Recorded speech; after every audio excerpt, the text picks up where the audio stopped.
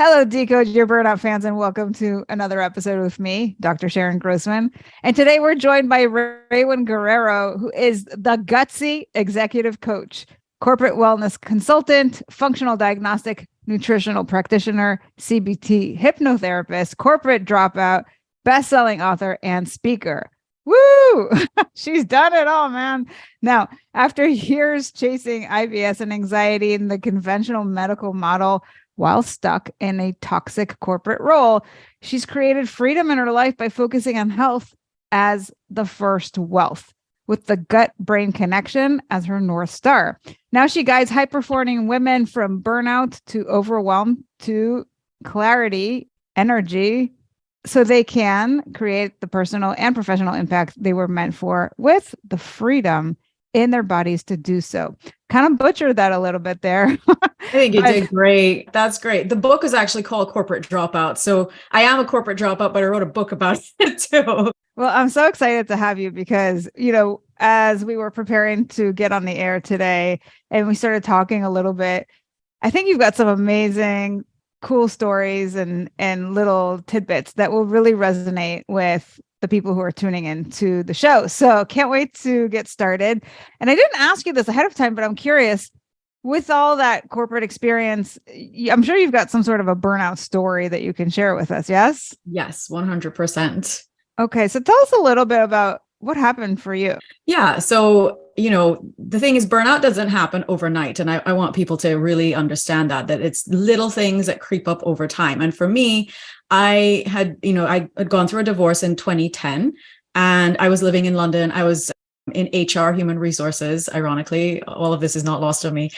And, I had a big, strong psychology background, positive organizational behavioral psychology background, and also a CBT hypnotherapy background. So I was practicing my meditation every day, really taking care of what I thought I was doing was taking care of myself and not realizing that during the divorce, I didn't have time to slow down or to stop because I was suddenly the sole breadwinner. I had to find a new place to live.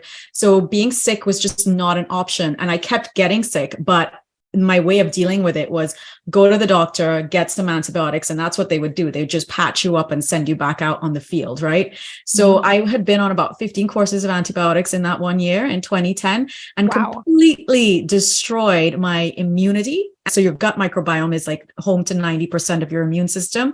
And it kind of destroyed that. And also most of my serotonin. So I became kind of like overly stressed, anxious, all those things. And that was happening anyway before, but it just got compounded by the fact that I wiped out all my bacteria that was like responsible for producing those things. So food became really hard for me to digest. Like I was bloating after every single meal. And like I said, just kept getting sick over and over and over, all kinds of weird things. I started getting cold sores, never had those before in my life. And just all these weird little things, migraines, my periods got really strange. And thank God I was running a well-being program at the time. And I brought in a functional nutritionist to come in and speak about children's health and their microbiome. And I remember the penny dropped for me. I had like this wake-up call when she started listing off all the things that could go wrong after you wipe out your gut bacteria from overuse of antibiotics or too much Tylenol or ibuprofen, any of those non-steroidal anti-inflammatory drugs, and even things like some of your over-the-counter antacids and stuff, how that can like really destroy what's going on in your gut. And I was just like, oh my God, that everything that she's talking about, I have done and I'm experiencing. So like I'd been on tons of ibuprofen. I'd been on tons of, because I was getting such bad periods. So I was like, every month just to be able to survive. I was just like living on, 1600 milligrams of Motrin and on, just doing all the things that, your doctors are saying, like, well, just take a painkiller, just take an antibiotic, and kept doing it over and over, not realizing I was really hurting myself. So my wake up call was hearing her speak about that. And that began my journey. However, I did spend a lot of time in and out of traditional doctors' offices because, I wanted to rule out that there was anything else wrong. I saw gastroenterologists, endocrinologists, like all the things. And then my own burnout like happened because while you're searching and because I wasn't working under the supervision of a practitioner, when you see the doctor, it's sort of like they have 10, 15 minutes with you and then they kind of send you on your way and you're not really being supported through any of the things that are going on with you. And I did have a counselor and a therapist by the time sort of 2015 hit. So this is years, like this is a long story. It was going on for years, and me changing my diet and trying different things. I went paleo. That made a big difference to like my hormonal stuff, but the gut stuff, like it never fully went away. And I initially was working, by 2015, I was working with a functional medicine practitioner, and he said, if you're not happy in your life and you're living like at 1,000 miles per hour all the time, and you don't have any recovery time, and you're just go, go, go.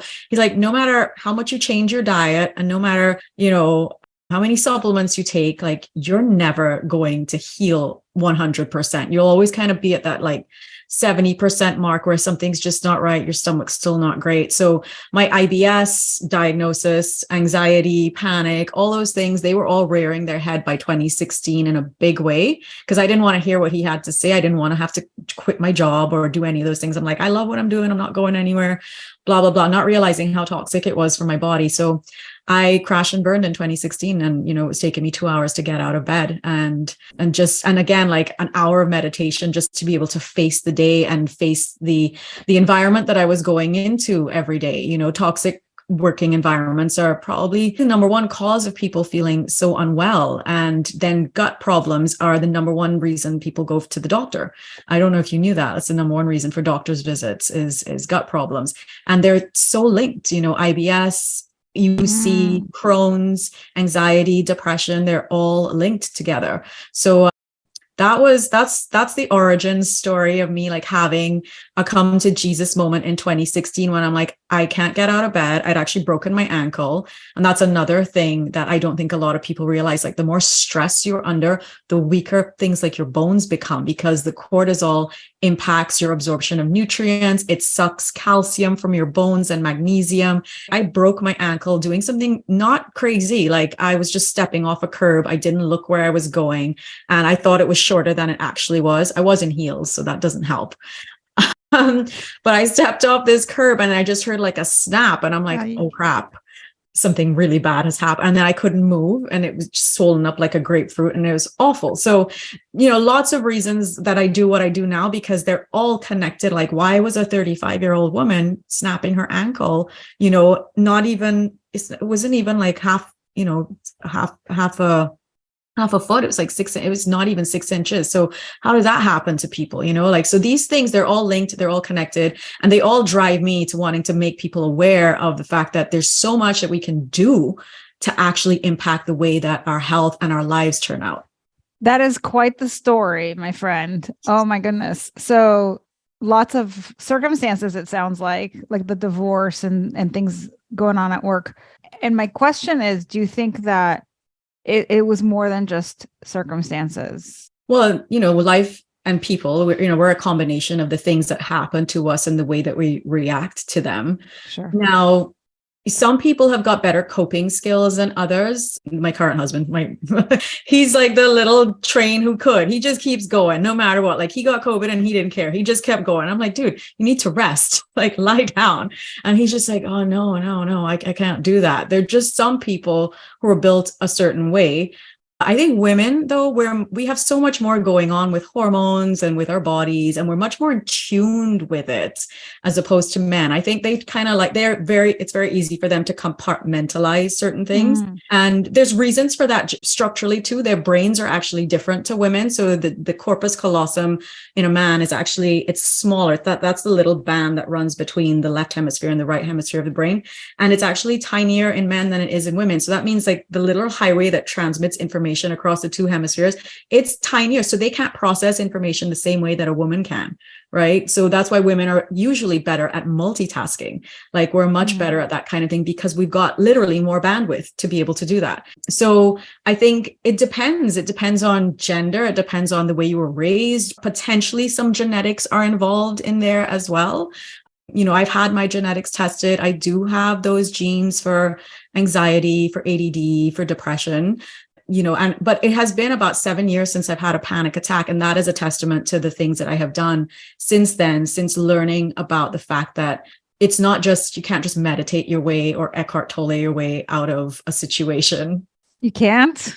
You can't. It sounds like that's the first myth you're debunking for us today. Yeah, I see a lot of social media gurus posting about burnout and posting about resilience, and they all think like, well, all you need to do is just sort of like sit and make some meditations and affirm that you're going to be okay. And those things are super helpful. Like I said, I'm a practicing hypnotherapist. I was doing all of that, and it's probably what kept me going for so long, for like 6-7 years before I actually crashed and burned. But there is a biology that's important that you need to take care of, because we have got this thing called the gut brain connection, and there's a vagus nerve. And most people, I'm hoping people know what that is, but it's like a super highway that runs from the brain all the way down to your gut and your bottom. And you transmit neurochemicals, hormones, all kinds of other cool things between the gut and the brain. So very often, I think everyone thinks that they can just sort of like kumbaya their way out of things. And you can't really, because you can do both. You definitely can do both. Like, it helps.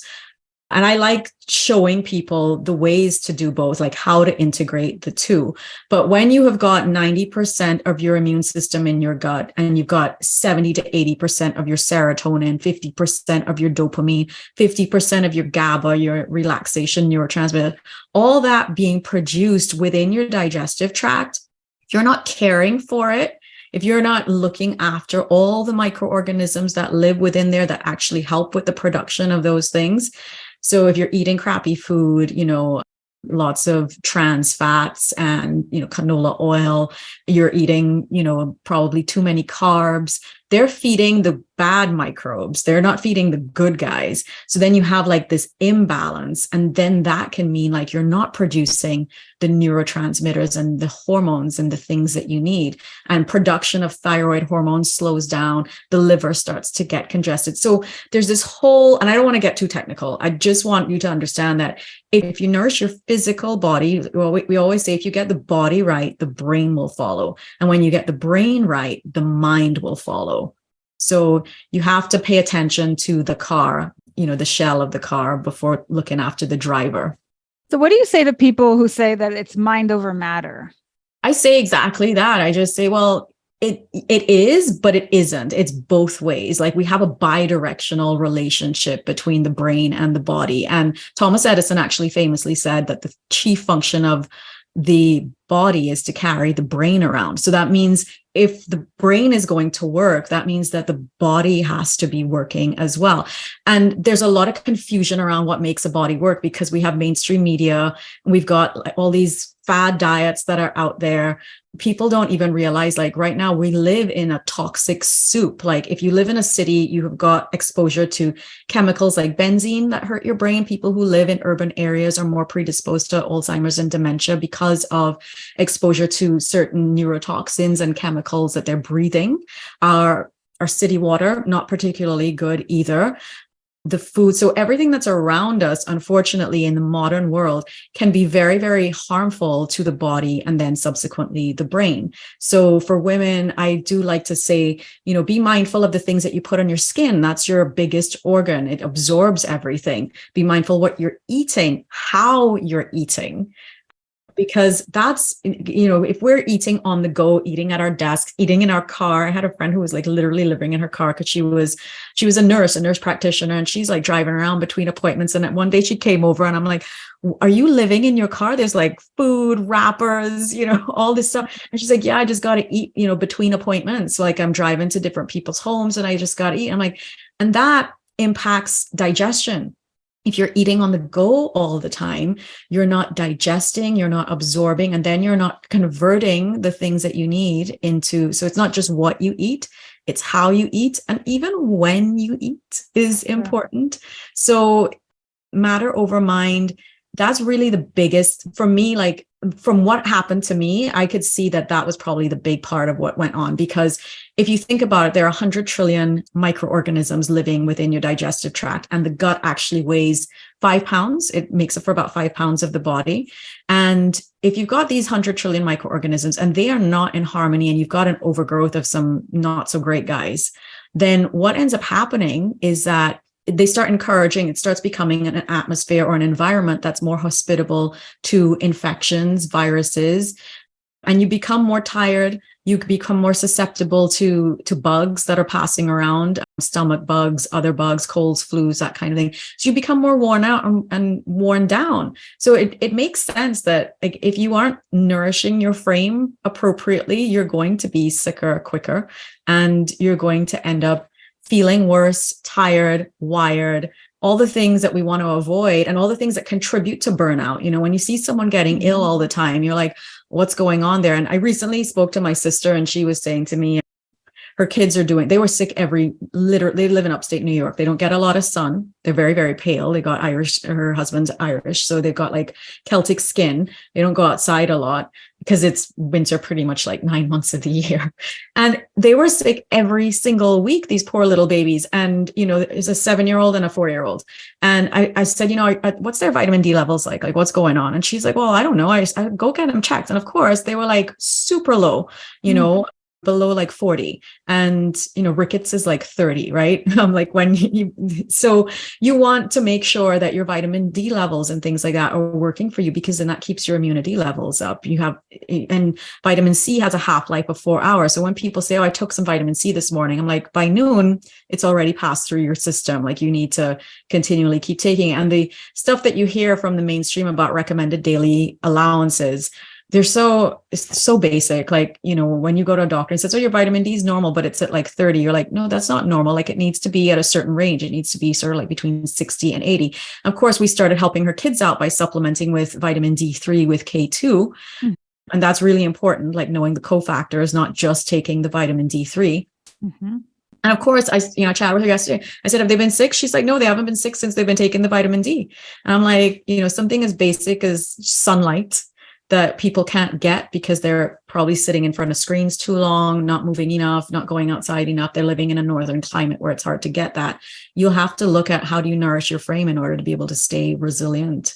So you've given us already so many tips, but I think the biggest takeaway is that you really have to know, it's not, we talk so much in this world of burnout and burnout recovery. We talk so much about the importance of self-care, but obviously that's such a, number one, a vague term. And number two, there are so many things that we would find under that umbrella that sometimes we just don't know what to do, or we just feel like so overwhelmed that if there's so many things under that umbrella, we don't even know where to start. And I think that what you're saying is get checked. Check your levels on things, because your blood doesn't lie. And if you can find out something like your D levels are low, it's an easy fix. Yes, things that you have to do on a regular basis, like you got to get sleep and you got to eat well and you've got to exercise, right? Yeah. And then there's like the things that you can do that give you that quick turnaround, which is kind of like the magic pill that people are always looking for. Now you know what it is, right? And also the importance of paying attention to your body, because we're focused so much on the brain, right? We're focused on, I got to focus, I got to get my work done, I'm stressed and all this stuff. And it's important to focus on the brain, because you have to be able to, the brain creates a lot of problems also. It's like and it is that connection between the two, because if you're tired because you're stressed out, and the stress comes from your brain, then it affects your body. Then your body's kind of wired, and now you're not sleeping. Then you're more fatigued, and then it's hard for you to focus. And then you're frustrated, and then those feelings create other symptoms and so forth. So it's kind of like this back and forth all the time. It's a vicious cycle. It literally is a vicious cycle. Yeah. That you really need to know, what do I do for my brain and what do I do for my body? Those are both important things for you to understand. And so already you've told us that while it's important to take care of yourself with meditation and things like that, it's not a one size fits all solution, right? Like you can't, you said already, you can't really Eckhart Tolle your way through life. And it is both mind over matter and matter over mind. We have to look at that gut brain connection and how nutrition is going to impact your health and your immunity and help you with your burnout. And then I know you've got one more for us that you want to debunk. Tell me what that is. I think, boundaries are a big part of this. So like recently I did a poll on my social media. And what was really interesting, so the poll was, how do you feel about being contacted over social media on the weekend by people who are trying to pitch you, or, a boss trying to get something out of you or whatever. And what was really interesting out of that was that men who responded to the poll, they actually took the time to comment and say, there's nothing wrong with being contacted out of hours or on the weekends. And then the women had a totally different perspective. They were like, oh my God, no, weekends are sacred. That's time for family. That's time for, I don't want to be going to dinner with my other half and him checking his phone and that kind of thing. So I thought it was really interesting because I actually had a dinner with my dad and my sisters, and we were really irritated with him because he's a pastor. So his phone was ringing nonstop. People always have problems, and we're like, dude, can't you just tell them or just turn the phone over or put it on silent? And he refused to put it on silent because he's like, no, well, people need me and I have to be there. And I'm like, yeah, but you should set office hours and you should have family time. Like, you're sitting with your daughters who are from out of town. Like, we don't live with you. Like, put the phone on silent, put it in a different room. So I think, boundaries are a big thing because we always feel, and I think, with work and the way that we have these blurred lines because of smartphones, life has changed. It's evolved. It's not the way that our parents used to live. Like, people are on all the time. They're on, and they probably got maybe like 2 or 3 devices that they're attached to. And I did a talk on this. They called it Biology of Resilience about 2 years ago, right before COVID. It was for the Royal Bank of Scotland. And back then that was like 2020, right at the start of 2020. And we were talking then about everybody had at least 3 smart devices. You had like a iPhone, you had a work phone, you had a work laptop, and you might have had a personal laptop as well. So and then now we've got iPads. So, people are connected to multiple devices. And the thing about your body is that your body does not know the difference between a psychological stress, like, your wife or your husband yelling at you, your children giving you a hard time, and the difference between a saber-toothed tiger or an email or a notification from your phone. It doesn't know the difference. It responds in the exact same way. Your cortisol levels peak, they elevate. So you get these spikes in cortisol. Cortisol is your stress hormone. So your body does not know the difference between these things. So boundaries are so important because when you are supposed to be winding down at the end of a day to be aligned with your circadian rhythm, because cortisol and melatonin compete with each other, and melatonin is your sleep hormone. And you want your melatonin to be peaking at about 9:30, 10 p.m. If you've got cortisol ramping up because you're like responding to messages and you're getting pings and you're scrolling and you're whatever, you're having a fight with your spouse, whatever you're doing, that is depleting the production of melatonin. So you're not going to get proper sleep. You're not going to get that great cell turnover, because what happens when you're sleeping is that the brain's lymphatic system gets turned on. So it's like this I call it like the universal washing machine. And you start cleaning up debris from the day. You start regulating metabolism, regulating hormones, regulating immunity because of melatonin. Now, if you don't have enough melatonin to do that because it's being dampened by your cortisol production because you're on your phone, and you've got too many lights on as well, that's another thing that impacts the way that we sleep, particularly women's hormones, like really, really detrimental to women's hormones. And you don't have those boundaries in place and that good routine in place for winding down. It's very, very damaging to the body, and it may not show up immediately. And like I said, burnout happens over time. It's not like one day you wake up and you're burnt out. You've lived yourself into a situation. So you've got to learn to live your way out of it. Right. So, and the way is like, these boundaries are so important when it comes to, if from about 5 to 6 p.m., I put my phone in focus mode or do not disturb mode a lot. And I respond when it suits me, as opposed to being notified constantly. So I boundary my time. So I call it the 3 Bs. You've got boundaries, breaks, and breathing. Those are the 3 things that you need to be mindful of when you're trying to prevent burnout in terms of like your behaviors. What are the behaviors that you can implement from like a psychological standpoint to really protect your energy? So I want to go back. You look happy. Yeah, you look happy.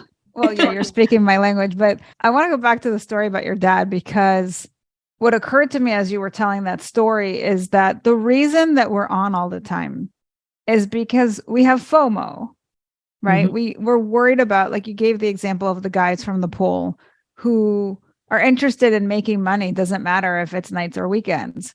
And with your dad, it's, it sounds like he's a feeler. He's somebody who is looking to take care of other people. Mhm. And so he doesn't want to let people down. So for whatever reason, we're worried about missing out on something if we turn that phone off. And I think the irony of that situation is that, in fact, what we're missing out on is everything else. So here he is having dinner with his daughters, and it's an opportunity not just to disconnect, but to connect with you guys and to engage socially, which we know is actually really good for your health. Mhm. And it's a necessary thing for us to have those connections just to de-stress and to be in life, like outside of work. And he's willing to overlook that to stay connected to the work. And I think that's the true thing that you miss out on. It's, I said that yesterday in one of my posts. I just said, like, social media is actually antisocial, and the fact that we're connected to these phones and these devices all the time, like, they're supposed to keep us connected, but we are more disconnected than we have ever been. Our brains are not working in the same way. We have an epidemic of cultural ADD or ADHD, where no one can focus on anything for longer than 90 seconds. Like, you have to literally sit down and train your brain to focus now, because this constant scrolling, the apps, I mean, even dating, I didn't do dating apps. I tried it once and I thought, this is terrible. Like, swiping, like shopping for a boyfriend. No way. Like, I'm not shopping for a boyfriend. I don't want anyone shopping for me either. Like, this doesn't feel human anymore. Like, it's so dehumanizing. And the phones are making, and like you said, he missed out on actually connecting with us. And the you were mentioning, like, it's good for us because, one, it produces oxytocin, right? So when you hug, when you're in love, when you're close to people that you love, you're producing oxytocin, which is a counter-regulator to cortisol. Exactly. So he's having his cortisol going up the whole time. And then us too, because we're like getting irritated. We're like, could you please, like, I've flown from San Diego to come hang out with you. Could you please turn your phone off or put it in a different room, or tell people, like, I'm having dinner with my daughters, goodbye. And I think maybe guys are just like that. And you mentioned, like, people are afraid of missing out on deals and they think it's about making money. And, like, you actually make more money if you are boundaried with your time. You make more money if you actually learn to switch off and to recharge your batteries, because then your brain actually gets a chance to reorganize itself. Well, even if that's not true, even if that's not true, I think it's not just about the money. No. Right? You said it earlier. I mean, you were talking about happiness and health, and there are things in connection, like those things are priceless, even more important, I would say. So, if you're just going to be focused on, like, the money part, what are you missing out on? Mm-hmm. Well, I think that's the thing, like, the definition of what success looks like as well has to evolve. And I'm seeing the difference. Like, there is a very masculine definition of what success should be. And for women, it's totally different. Like, I interview a lot of women as well. I have my own show. And when I talk to them and they say, like, my wake up call was when I realized I'm sitting on the couch with my husband and I'm, like, so busy with my Instagram and trying to post and trying to be seen and be visible. And it's like 9:30 and he's like, what are you doing? Like, are you here sitting with me, or are you engaging with the rest of the world? And, the world has evolved to a place where I'm not particularly too happy with it. I think, yes, we have more technology and that's great, but we have the technology that's running us and we're not running it. Yes. We're no longer in the driver's seat. We're like, what my husband calls it, the tail wagging the dog.